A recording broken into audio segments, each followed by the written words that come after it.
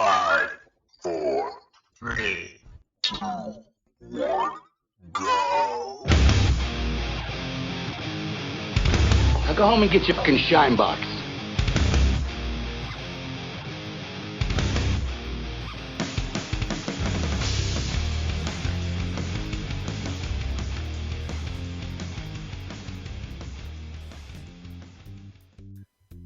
Hey everybody, this is Jim with Go Get Your Shine Box. We are at it with another episode with Dr. Doom. Good evening, everybody. Paul from North Jersey, your favorite retard savant and soothsayer. And Crazy Joe. I was called out. I was called out tonight for the Aloha. I was referred to as Aloha Joe. So we'll just say hello from New Germany tonight. That's for my buddy Scott. Yes, yeah. We'll let that go. He wanted to let you know that Tulsi is on the Council of Foreign Relations. We can look that up later. Okay, I can't wait for the claymation match coming up. Are we gonna always start with Tulsi? I mean, we don't have to. Joe, I think what you're doing is a psychological operation, actually. You think so? Yeah, because I don't know, the way I feel about her, and I seem to be talking about her every week. What the frick? Well, I really appreciate where she's going and her, what she's her podcasts and her new outlook. I mean, it's very refreshing. So, I'm going with it. All right. And I reminded Joe, Kanye used to say all the cool things to get in on our side. Listen. Don't even say that. Don't even say the ye and word on our site, okay? Because that's one crazy son of a bitch. It's Speaking of crazy, has anybody heard about this Twitter drop thing? Who hasn't heard about it? Yeah. Well, if you listen to CNN, New York Times, NBC, ABC, you haven't heard about it. No, all that you've heard is some big nothing burger. As a matter of fact, we have a few clips tonight, and I think we're going to end up being the last one. It doesn't matter. We can mix it around if it turns out that way, with a little nuanced take on that very thing coming from NSMB, whatever the frig. See. MSLSD. Yeah. Oh, those two. Yeah. So, but yeah, just to move along, as probably half the world knows, the sane half, Musk released a bunch of information regarding the, I guess the secret nature of the Hunter and Biden laptop. Well, yeah. I mean, that's part and partial, but I mean, that's going to be the headline as it was, but it was a whole bunch of stuff. Including, what's the word they used during the Trump administration? Collusion? Yeah. Like collusion with the FBI and other intel agencies, which we find a little bit troubling. But I guess this Matt Taibbi, is that how you pronounce it? Taibbi. Taibbi. He was entrusted with the Twitter drop. I guess it was on his feed. I think they're also on his Substack. Why was he entrusted with it? Do you know? Because he's kind of a lefty, but up until Saturday was recognized as a straight shooter. But now that he's putting out the truth, now they're demonizing him. Yeah. But a little background: he's an American author, journalist, podcaster, blah blah blah. Report on finance, media, politics, and sports. Former contributor, and this gives you a little gist. Former contributing editor to the Rolling Stone magazine. I don't know if anybody even reads that anymore. Author of several books, co-host of Useful Idiots, which is interesting because the way it's titled, it can go either way. And publisher of a newsletter, TK News, on Substack, which apparently is another place to go get your stuff, as it were. So he was entrusted, like you said, Joe. Great guy. Until, last week. Yeah. And let's remind everybody, Elon Musk was a darling of the left until 6 months ago when he talked about buying Twitter. Yeah. And in fact, I think Elon Musk is still actually one of the biggest federal contractors out there. He's got all kinds of stuff going on. I imagine, yeah. So, the link stuff, the rocket ships, the cars, and God knows what else that's under the top secret moniker. By the way, I believe there was another author that was given this material, Barry Weiss, formerly of, I believe she used to write for New York Times. The name escapes me, but basically what we're trying to shoot at is we're not going to read off all these because everybody can read. The audience isn't going to necessarily be, woed or change their minds or anything like that. You want to read them, find them. They're out there. I brought her name up for a particular reason. I'll get back to it later. All right. Yeah, cool. But what we're trying to do is something a little different like we always do and kind of bring in some of the nefarious figures and try to link it so it's not a standalone event, I guess you could say. No. So which leads me, so that's why these clips are going to be interesting. It leads me to our first nefarious little bastard, Joel Roth. I'm sorry, Joel Roth. I don't know what they were thinking when they named him, but Joel rolls off your tongue. Joel, not so much. It sounds like a douchebag. That's probably what they were thinking about. In Yiddish, it comes across quite, smoothly. Well, thank you. I'm gonna have to take your word for that, or I'll have to get my translator out. Joel Roth. It sounds like a bad ice cream flavor, but anyway, it doesn't matter. No attacks on the guy. I got nothing to say. It's a little late for that, but all right. Yeah. Well, the guy is Twitter's head of site integrity. When he was working for Twitter, he oversaw the groups in charge of creating and enforcing Twitter's policies regarding spam, platform manipulation, APIs, and access, and the company's efforts to identify and attribute state-sponsored information operations. Would he have been considered like the head twit? Yeah. Also, from what I understand, the guy who iced Trump.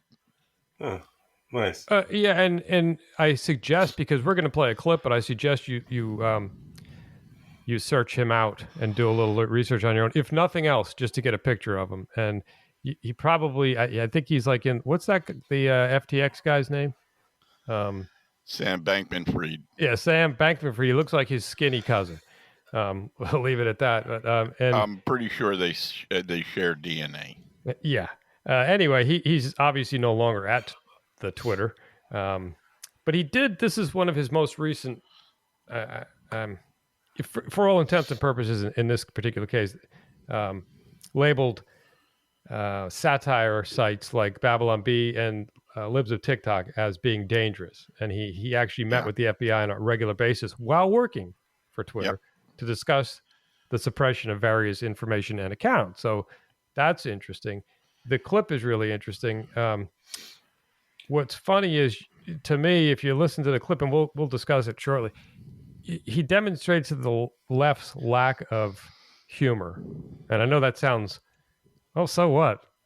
Well, it's very important that you have a sense of humor in this world. And this guy's he's a piece of work. But let me find up his clip, and I'll just play this, and let me know if it's loud enough. Okay, Babylon Bee, which is what got him to buy the thing, I think. That's right. The one which was not particularly funny. The Babylon Bee's Man of the Year is Rachel Levine. Not funny. Yeah, that is funny. And you can. It's hilarious. I didn't agree they should have taken that down, but go ahead. It's interesting.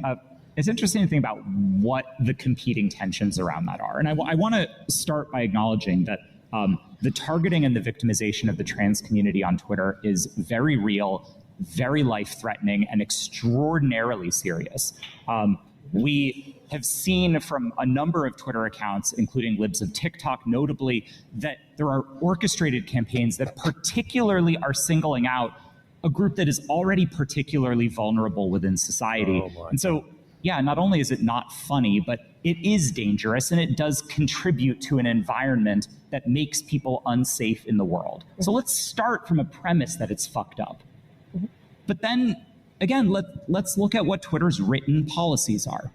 Twitter's written policies prohibit misgendering, full stop. And the Babylon Bee in the name of satire, misgendered Admiral Rachel Levine. Twitter nominally, but it's still misgendering. Okay. And there can be a very long and academic discussion of satire and sort of the lines there. Interestingly, Apple tried to tease out this question of satire and political commentary in their own guidelines, which I think are also fraught. But, we landed on the side of enforcing our rules as written. And that's how it got bought by Elon Musk, just in case you're interested. He was mad about that. I remember that. Yeah. Well, he was misgendered. He was born with a penis. He's been gendered. How's that misgendered? That guy's an asshole. Well, no, it's worse than that. He is a lunatic, true believer. This is the guy, him and his comrades, who want your children coming to drag shows and getting up on stage and dancing and touching trannies and reading books on sodomy to them in grade school. That is who this Yoel Roth guy is. Make no mistake. Dude, just stop right now. Yeah. Yoel Roth has a PhD. Yeah, okay, this guy, and I don't want to get into this to the freakish sexual aspect of it, particularly because that we could just, Paul always says, first of all, it's low-hanging fruit. No, secondly, I'm just saying, could having that guy as head of trust and safety in a functional society, that guy would be in an insane asylum. He would be considered a lunatic. You're exactly right. The point is, what I'm taking from that clip and dovetailing what you said, this man is talking about dangerous language. Yeah. Language is dangerous now. Okay, That's what he's preaching. So therefore, because he believes language is dangerous, then he can go onto this cesspool that they call Twitter. And he has the right. It's the same it's the same concept as if everybody's a Nazi, then I have the right to kill the Nazis, punch a Nazi. It's the same thing. His warped mentality brings him to that level where everything he's saying he believes. And by the way, libs of TikTok, you know what libs of TikTok is, right? Oh yeah. They take liberal examples and just repost them. That's essentially what it is. They take clips off of TikTok of psychopaths, normally teachers or at least in large part. Yeah. Teachers, bragging of what they're brainwashing your kids with. Yeah, and I oversimplified it, but that's and all she does, a single person, all she does is repost them in a nicer format. But this guy is telling you that that's dangerous. The Babylon Bee, which is obviously a satire site, and Rachel Levine being the Man of the Year was probably one of the funniest things they've ever done, because not only was it satire, it was realistic satire. Like, are you freaking kidding me? The joke is on us, right? But anyway, I don't want to spend too much time on this idiot. But the fact of the matter is, once again, I have to say it, that mentally ill person was meeting while working at Twitter with the FBI weekly, frequently, to suppress and negotiate the suppression of accounts right down to particular people. Yes. I know I'm not going to get down into the weeds on this, but there was actually small follower people from different cities that were being reported. Like brown shirts, and they were being completely dismissed. Their accounts are being completely suspended because a local politician didn't like what they were saying. And the question you have to ask yourself is, why is the FBI getting involved in this? They have no business being funny there. You should say that. Yeah. Well, that's just a lever of the Biden administration's corrupt power to skirt the Constitution. Sure. Well, there's a perfect explanation then, because they have absolutely no business dealing with anybody with Twitter, Facebook, or any other social media sites, except the only reason they have to do it is exactly what you just said. You know what, Joe? Because they got involved. Okay, if there was no federal agency involved with any of this stuff, this would be considered a public place. Right. Correct. Now that they're involved, this is a federal perpetrated censorship, which is a direct breach. This is a federal law being broken. Right. So now that couples it, that puts it together, and why this isn't being preached from every freaking news outlet. And obviously, I'm being rhetorical. I know why they're not saying it, because they're all part of it. Yeah. It's the cabal. Mm-hmm. Yeah, and let's be grown up about this. The government does have to have people monitoring and have some kind of contact, like the CIA monitoring, ISIS groups or The CIA whatever. better not be monitoring them within the confines of the United States. I know that. Well, or FBI. I understand what Paul. The CIA would never do that. No, I mean, come on. No, But nor I with an understand NSA. what Paul is saying, and for the safety and for our country. But the thing is, it's not about for the safety of our country. No, this is something different. This Right. is going after. If they want to monitor social media sites, and if they want to like underground monitor situations, that's as long as it's in the best interest of our country and in the safety of our country. Well, we know that it has nothing to do with that, because our borders wouldn't be open. I mean, I can go on and on, and there's a lot they're not doing. And then of course it's politically motivated. We can directly link this back to the Patriot Act, Right? Yes. From Adder Bush. But anyway, to jump along here, because we're gonna be tight on time as it is. We have to go back a little ways, and some of you people might remember this, but we have to go back to the Zuckerberg Rogan FBI interview, where he inadvertently admitted it. I'm not really sure, but I'll play it and we'll talk about it. There was a lot of attention on Twitter during the election because of the Hunter Biden laptop story. The New York Post. We had that too. Yeah, so you guys censored that as well? The FBI, I think, basically came to us, some folks on our team, and was like, hey, just so you know, like, you should be on high alert. We thought that there was a lot of Russian propaganda in the 2016 election. We have it on notice that basically there's about to be some kind of dump of that's similar to that. So just be vigilant. So be vigilant. I like that. By the way, I can hear the FBI talking like that. Yeah. By the way, you might come on. And by the way, they had already had Hunter Biden's laptop for a month when they did this. Yeah, so they knew that it was not Russian. They knew exactly what was on there. That is the glue that puts us together. This wasn't the FBI. We were told by several people that the FBI came to Facebook and Twitter to explain that there might be a hack, there might be disinformation, the election, and it'll be regarding Hunter Biden. And they already knew it's irrefutable. They already had the information in hand and knew that it was a lie. Not only that, the FBI had this laptop and they knew what was on it, and they knew that there was minors, underage prostitution, underage girls on this laptop. They knew that there was so many blatant federal laws broken on this that they could see, and they did absolutely nothing about it. They could care less. Well, it's worse than that, because that's Hunter. Who cares? I mean, it's a problem. But the dealings that Hunter Biden was selling influence in the White House to China, to Ukraine, these are seditious acts. Of course. This is that Joe Biden lied about and was involved in. And it was all covered up. Well, that's exactly that's what I was talking about. These are blatant laws that have been broken. You don't have to even Here you go. It's like handed to them on a silver platter. Oh, you want me? Nothing to see here. You want me to get you to yell louder? Because check this out. Now it's uncovered, and nobody's doing anything about it. They're still doing nothing about it. Yeah, nothing to see there. Don't worry. We're the federal government. I'm the president of the United States. I control everything.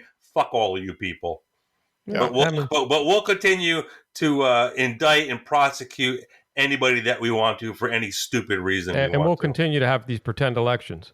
Yeah. Yeah. Oh, yeah. Well, that's the problem. They're all the CIA, all the intel agencies.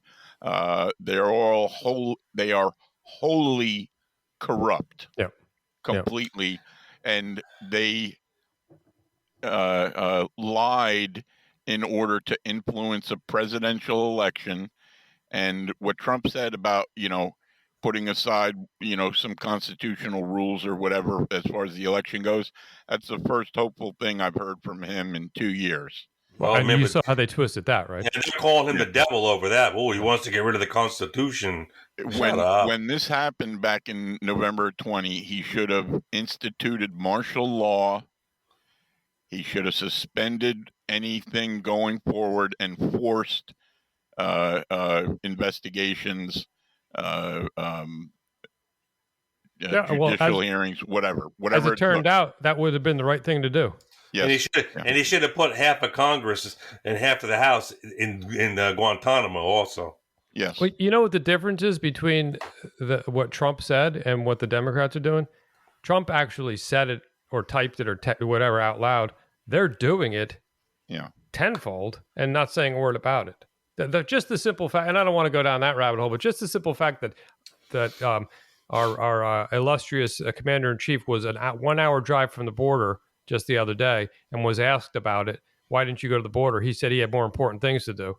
Go get ice cream. That alone is that's just one of his only two duties. Yep. So anyway, that brings us to Mr. Jim Baker. Yes, Mr. Baker. So you got a little background on Baker? You know what? I have very little on Jim Baker, only because I was going to leave it to you on this one, but I will say that he obviously was a lawyer. When I say was, a lawyer for Twitter until recently, because lo and behold, he was caught probably in one of Musk's traps, censoring, and I guess you could say, the release of the stuff that Musk said he wanted to release. And people are scratching their heads saying, well, what they don't know is that Jim Baker used to be a top legal strategist lawyer for, say it with me, FBI. Not only that, this partisan hack was one of the original guys who pushed the Russiagate bullshit. He lied about the Alpha Bank stuff with Trump, saying that there was bank involvement with Russia. He lied to the FISA court in order to get a warrant to spy on Trump's team. He lied during the who was it, Sussman, and got the first impeachment going of Trump after the what was it, the Ukraine phone call. Yeah, this guy's not a good man. This guy is dirty as all hell. Why isn't he in prison? Well, I don't remember if he was under investigation. I think he may have been under investigation by the Inspector General, and resigned, and then magically he was hired by Twitter.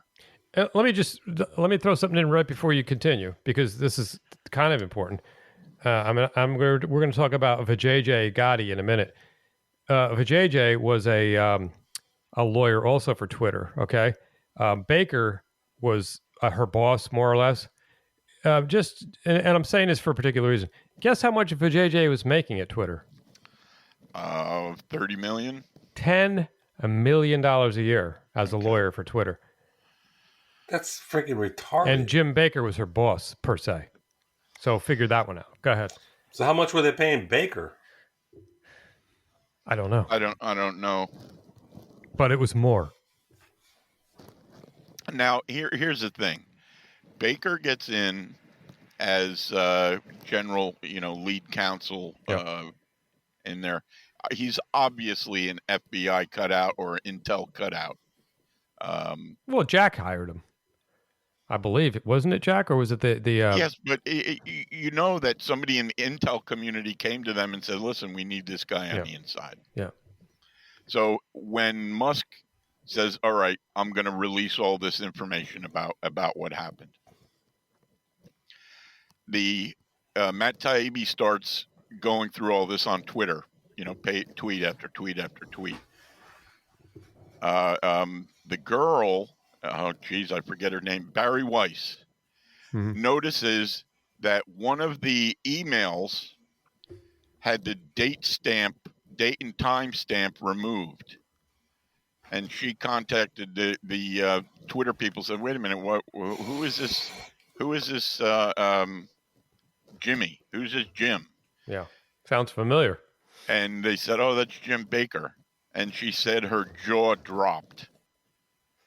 This guy was almost certainly deleting or redacting. He was covering up the release of the cover of the information on the cover up.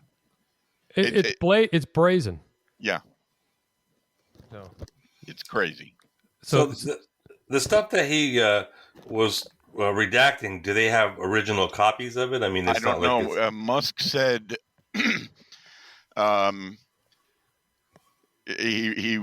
Jack Dorsey asked him something on Twitter this afternoon, and Musk said they were probably hiding stuff from you too, and they may have been deleting stuff as well. So I don't know if things have been, you got to imagine these guys, as dirty as they are, this is what they do. They delete. They know stuff. what they're doing. Yeah. Well, quite honestly, if they didn't delete stuff, that's pretty stupid, So. But yeah, this Baker guy, and I wouldn't put it past Musk to have had backups of certain things just to see, do a comparison to see what this guy deleted or what he didn't. And I didn't want to talk about Dorsey that much, but I don't trust that guy either. No, I don't. He's trying to cover his ass right now. Yeah, exactly. He's in CYA mode, and the fact of the matter is, the worst advice he gave Musk, or he could give to Musk, he gave to Musk by saying, "Release everything." You know what that would do? Let me tell you what. This is my theory and what that would do. You release everything, the news cycle will be over in 2 days. Okay. Yeah. The MSM isn't looking at the crap anyway. If Musk continues to drip and leak this stuff in the dramatic manner that he's doing, at least it'll stretch out the news cycle. Yeah. Right. So, I think that he gets that. Well, I get it, so I'm hoping he gets it. And I haven't made any electric cars. Well, you should send your resume to him. Yeah. Let me tell you a couple of little stories about Elon Musk. I believe, and I've been watching him quite closely for quite a while. He's a very clever dude. Here's a couple of stories. One was, I believe this is from SpaceX. Now you remember what happened where he fired everybody. He doesn't do things the normal way. He'll tell people no more work from home, and when he sees all these people complaining, okay, fire those guys. Yeah. You know what I mean? He finds things out. Now, back in early SpaceX, I believe, one of the ways that he would identify slackers, and I heard this from a friend who knew a guy that worked at SpaceX, and they had a frozen yogurt stand there. And if the line would get too long with people waiting for frozen yogurt, he would take the last 5 people in line and fire them. Okay. Now, in Tesla, they used to have leaks. This is years ago. Somebody was leaking stuff to the New York Times or whatever, some outlet. What Musk did was he sent an email to every employee in the company saying, stop leaking or whatever it said. I don't know the exact. But it wasn't identical emails. They looked identical, but to each person, they inserted a double space between 2 words somewhere in the email, and they identified which one went to each employee. So when it got leaked, they were able to use it as a fingerprint and ID the guy that was leaking the information. Yeah. All right. Now, he did similar things prior to this release, like when he did the poll. He did a Twitter poll to ask whether they should bring Trump back.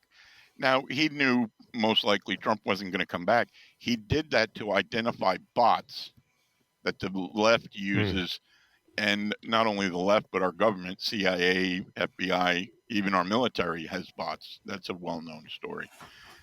They use it to push opinions. If you ever go on and you see, you see 100 people saying basically the same thing, that's where it comes from. It's either that or, the mainstream media does it constantly. So I'm wondering if he set this guy up. Oh yeah, quite possibly. You know what I mean? Quite possibly. But why wouldn't he? But well, that'd be the smart thing to do. That's very clever, and not a lot of people can think that way. I can't. I'm not I don't have that kind of imagination, that creative. No. Don't cut yourself short, because you absolutely can think that way. All right. Well, I appreciate that. Hopefully, well, yeah. I mean, I wasn't going to give you any credit, but yeah. So. Well, I don't consider myself creative. Let's put it that way. Yeah, don't worry. Really? Okay. now you're trolling for freaking compliments. Yeah, don't worry. You got your. Coming from you guys, that's hilarious. That's a solid. I appreciate it. Yeah. No, anyway, so it remains to be seen. You still talking? Go home and get your fucking shine box. I'd like to see what comes out. Like, if they can see. Yeah, what that's going to be a story in itself. Yeah. Right. Anyway, let's jump to suspect number 4, Vijay Gotti. However you pronounce it, I don't know. I could never get those names down. But this is a piece from Breitbart. I'm going to skim over because she's a pretty interesting gal. Twitter's former censorship queen, Vijay Gotti, who played a key role in suppressing the bombshell Hunter Biden laptop story ahead of the 2020 presidential election, as well as suspending former President Donald Trump's account, was almost on President Joe Biden's misinformation council. How about that? She wasn't. I thought I heard she was hired. They didn't hire her? No. Okay. She ends up being part of the what did they call it? Frankfurter pointed out that Gotti was appointed to the DHS panel in December 2021 as part of the team crafting policy for combating misinformation and disinformation impacting security of critical infrastructure. So yeah, that's CISA. That's the same thing. That's their yeah. That's the Misinformation Bureau. Changed the name. Right. So this is an interesting gal here. And what was the the board, which ended up being terminated in August, was to be led by Nina Jankowicz. No, that crazy broad that used to sing on TikTok. Mary Poppins. Yeah, exactly. She would be the disinformation czar who was dropped from the DHS after public scrutiny, and now officially registered as a foreign agent. Interesting. Yeah. So, and let me say, like my buddy says, Miguel says, you can make this shit up, man. This is unbelievable. It's just, I don't want to even say incestuous, because that sounds like a nice word compared to this. It's just so, it's like Medusa's hair. The rot, the cancer has so metastasized throughout our ruling class. I guess I don't know what you want to call the it. elites. I like to call them the elites. Yeah. I don't like that one either. But it's a colloquial You have to say it with term. me. You have to kind of roll your tongue when you say it. Even though there's no R in it. They're the elites. But anyway, it's disgusting, and we're not even we're just scraping the surface. Yeah. Just to let people know, because that's what I'm not going to do your homework for you. I'm not your mommy, but you can definitely get some information from this this podcast and do some research, because like my father always used to say when I asked how to spell a word, he'd say, look it up. Well, Dad, you already know what it means or how to spell it. Yeah, but if you look it up, you'll never forget. And that was his version of the, teach him to fish, he'll never go hungry. That was his version of don't be a bitch. Yeah, that too. Yeah, something like that. Yeah, that's back when you could say that to your kids, and the neighbors wouldn't look at you like you were crazy. But one of my all-time favorite government officials. I found a clip from her, and I really like to introduce her with a particular intro, because it really gets us in the mood. So, okay, here. This is a little clip from yours truly, Caron Jean-Pierre. And this is her take on what she thinks about these drops. We see this as an interesting or a coincidence, if I may, that that he would so haphazardly, Twitter would so haphazardly push this distraction. That is a full of old news, if you think about it. And at the same time, Twitter is facing very real and very serious questions about the rising volume of anger, hate, and anti-Semitism on their platform, and how they're letting it happen. This isn't we see this as an interesting, coincidence, and it's a distraction. She is stupid. It's a distraction, and that is not okay. Wait. Yeah, that is one stupid broad. Yeah, it's almost not fair.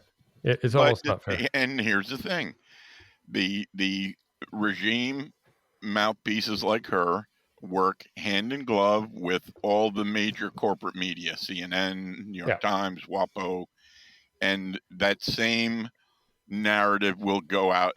It's just a distraction. There's nothing there. Oh, it already has in verbatim. Yes. Yeah. Exactly. Yeah. You know what that tells you? Somebody is writing that script. Yeah.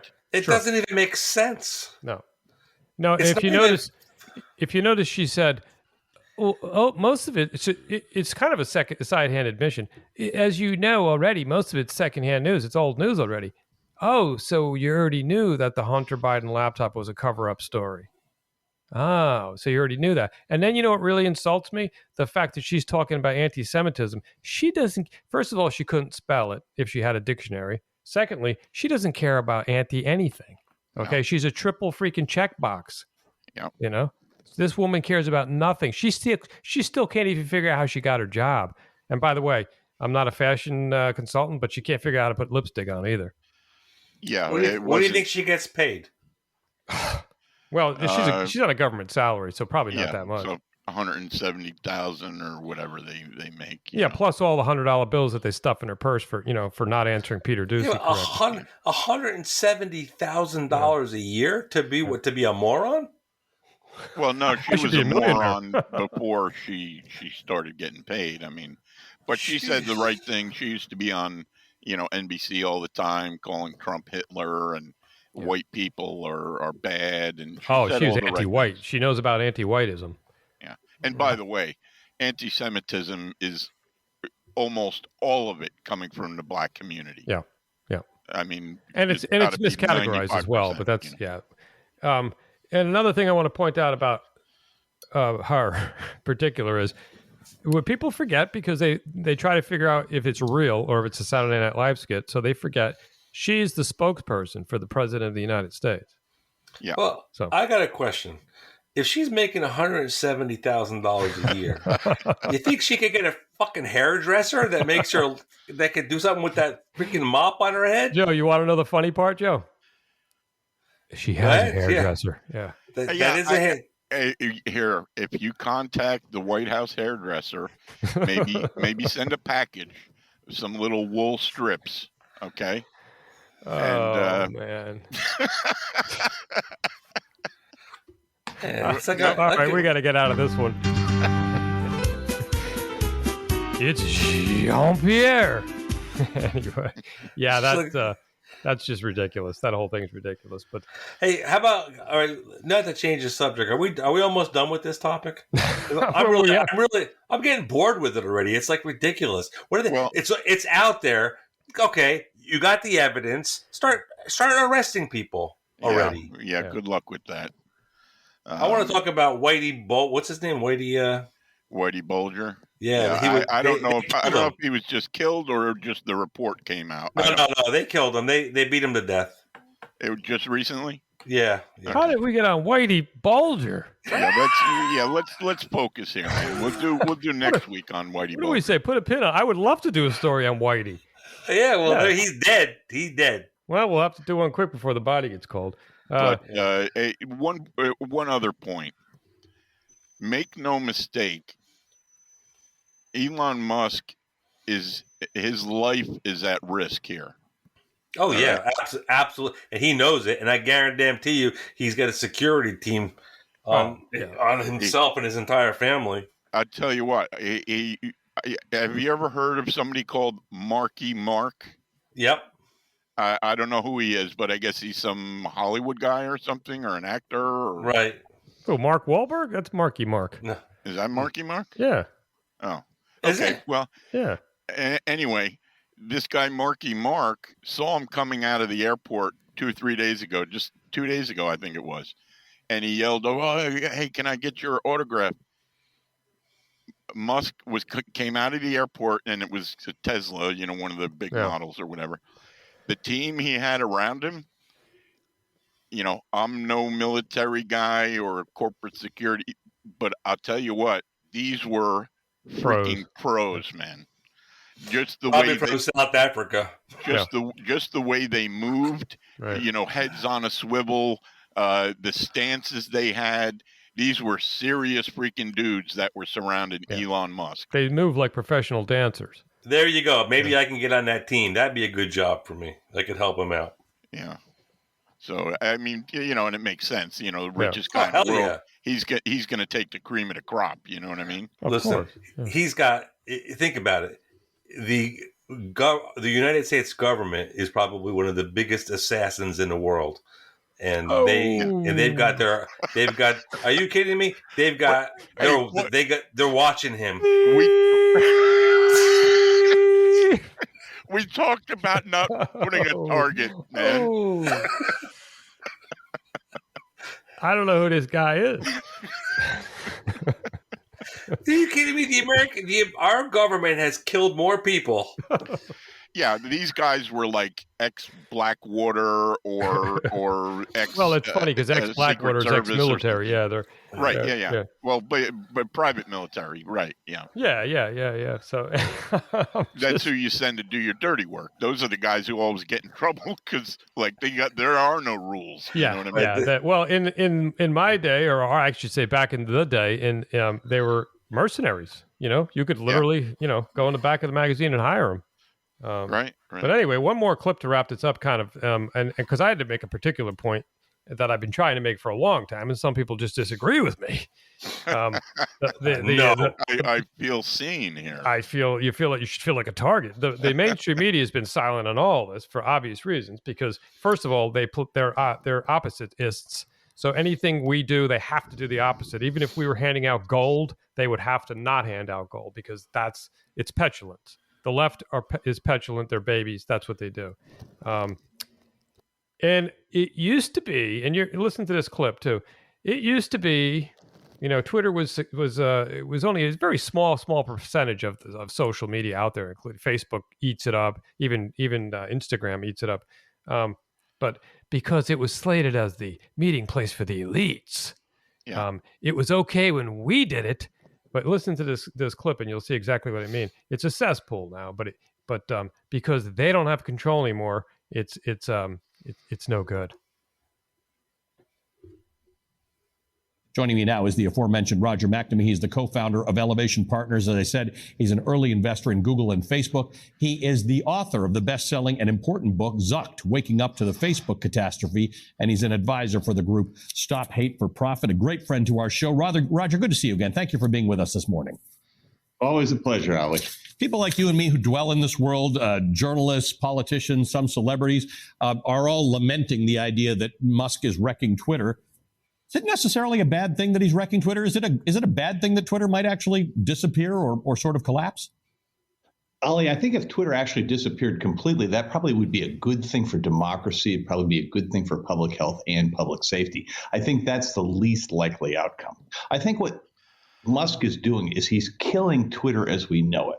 And the reason that matters is that Twitter, while only maybe less than 10% the size of Facebook, less than a quarter the size of Instagram, it punches above its weight because it's the platform that politicians, journalists, and celebrities use. And so it has a disproportionate influence on our political conversations and on how people understand news.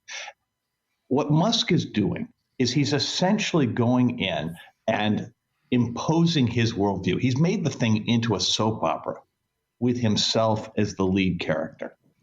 And in the process, he's drawn an enormous amount of attention for himself, which is, I think, the goal here.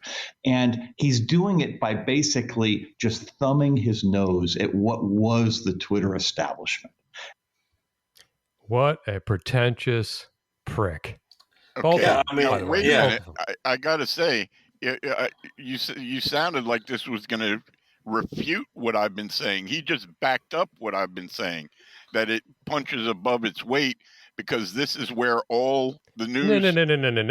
Oh, I have to cut you off right there. No. How did I know you were going to twist that to your favor? What he was saying with his freaking intellectual dwarfism was that, well, when it started, first of all, when Twitter started, nobody was on it. They were begging people to get on it. And still, as it's such a small little marketplace, what he was saying was, in my humble opinion, and factually, if I might add, was that when we elites, didn't you hear him in the beginning? Oh, for people like me and you that dwell in this environment, the elites, the semi-celebrities, we turn Twitter into an important factor in life, even though it amounted to less than 10% of any freaking thing. And then Musk comes along, that crass billionaire, and suddenly, it's all about him. So what they're saying was there was a self-inflicted wound. They created something that they thought was something special, when in fact it was just nothing more than an echo chamber, so they could have a big giant circle jerk. And then Musk came along and said, yeah, not so fast. Okay, I'm done.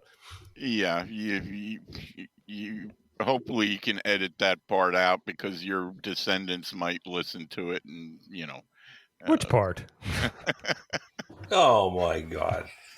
Yeah. 99999, Paul. Stop. All the power is on Twitter. That's why everybody's losing their shit. It's just as simple as that. And what is Musk really doing except for exposing the truth and supporting free speech? He's giving both sides a say. I mean, he brought Kathy freaking Gifford back in, gave her back her what do you call her?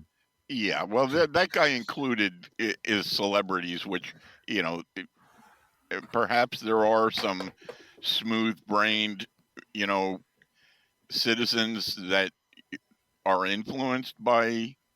I don't know, but I was expecting more pushback from you. So, right now, not rather than just telling me to edit my statement. But free speech is free. Free speech is free speech. It's free speech for everybody. There's no such thing as hate speech. It's free speech. If I say something hateful and you don't like it, don't listen to me. I have the right to say it. You block that person. That's it. Yeah. Basically, you change the channel. That's it. But that's not the problem. That's a red herring. And what's by the way, problem? Anytime you hear these people stop hate for profit or whatever, they're either funded by George Soros or it's a CIA cutout, one or the other. It's a narrative building NGO or think tank. Well, like we've always said, this has been a slow boiling pot. We just happen to be living when the bubbles are starting to get bigger and the pot's actually coming to a boil. This has been going on for a long time. Yeah. But now we're able to see it. Yeah. We're able to see it, and like Joe said, unfortunately, we're not able to do much about it. That's the problem. Yeah. So anyway, guys, whether Musk winds up doing something about it or not, I don't know. Here's my sort of future prediction. He wants to build Twitter into something that is going to eat Facebook. It's going to eat Google or YouTube. He's going to put features on there similar to the TikToks and start eating their market share. On top of that, here's the scary thing. My guess, he's also using all of the data that runs through Twitter every day to train his artificial intelligence stuff. So that's a negative. I've told you he is on my Antichrist list. Right. Small a. So it's not all good, but no. It's just nice that we get to see some of the actual stuff come to the surface. But again, it's maybe we're preaching to the choir, because people I talk to are like, "What are you talking about?" You know? They have no idea what's going on. Well, it could come to the point where they can no longer ignore it, and that's what I'm hoping. The slow drip. And I really believe, and he said it again the other day. He said he's doing this because he believes that what was happening at Twitter was a civilization-ending problem, and that's why he bought it. Because it is I'm not so sure I corrupt. buy that, but that's always. I'm always going to go to that. I'm always going to take the path of that Twitter is just a little insignificant little speck in the overall scheme of things. But that's always going to be my stance. Hey, It you won't always be, but it can be for now. I'm all right with that. Did you watch the race in Georgia, Warnock and? No. I mean, I saw the results this morning. Yeah, I have to say, if you looked at the map when it was over, and Georgia is like 95% red. Yeah. And but there's Atlanta. There's a couple of blue blotches. Yeah. And it's amazing. I mean, it's like 95% of the state, voted Republican. Well, if you look at this, if you look at the whole country, county by county, that's exactly what it looks like. But what do you think they do between elections? They're all they do is freaking redistrict this and move this and slide this because they know you only need a couple of counties to win a state. I told Paul that they're already printing ballots for the 2024 election. Well, we better start printing. So anyway, guys, that's not our side's nature, though. You know what I mean? No. We're all about fairness and losing. But we beat this horse until it is no longer breathing. Longer than I thought it would go, but I think it was pretty good, and I hope we get some good feedback. And hit up the website now. It is the number 10 MMM. That's 3Ms.org. And you can get the podcast directly from that site. You can contact us if you want. And of course, we're on all the other podcast drops out there, including Rumble. And that is short for 10 Million Man March. It is. When enough of us gather together, we shall sweep across the country and cleanse it. And that's what it would take. Yep, that's what it would take. So, all right, from Central Florida here in the beautiful East Coast, I'm going to say a bit of an adieu. And from the not so beautiful Central New Germany, good night. And good night as well from Northwest New Jersey.